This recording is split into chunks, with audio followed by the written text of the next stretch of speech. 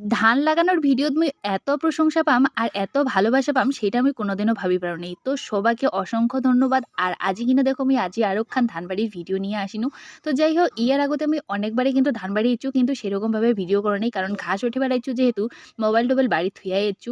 আর আজি কিনা মুই চলে এসিনু আরো দুপুর টাইমে মানে দোকান থেকে আসি আরকি মুই কইছো অনেকে ধানবাড়িখান দেখি এসো। আর যেহেতু ১ সপ্তাহ থেকে আসো নাই কারণ বৃষ্টি-টিষ্টি আর মোর টাইমও ঠিক মতন হসে না। আর হামার কিন্তু ধান খান মোটামুটি বেশ ভালোই হইছে। সার-টার মানে হামা খুবই কম সার ব্যবহার করিছি। ১ম এ তো ভাবিছিনু যে সার না দেওয়ার কারণে হয়তো ধানগিলার চেহারা তো ভালো হবার নাই। তো ফাইনালি দেখো গাইস ভালোই থোপ-টোপ হইছে। এতে কিনা যেহেতু আমার ২ ধরনের ধান আছে তার জন্য কিন্তু ২ টা জমি ধান ২ রকম হইছে। একটা জমি ধান একদম সেই গজগজ হয়ে গিছে আর একটা একদম হালকা আছে। কারণ একটা লাল আর লাল বোরো আরেকটা হচ্ছে হাইব্রিড বোরো। তো যাই হোক সাদা। তো সেটা বড় কথা নয়। আজি কিনা আরকি মোক খুবই ভাল লাগেছে ধানবাড়ি আসিয়া। অনেকদিন পর ১ সপ্তাহ পর আসিনু। আর আসিয়া দেখেছো ধানগিলার খুবই সুন্দর হইছে আর মনটাও একদম ভাল লাগিল।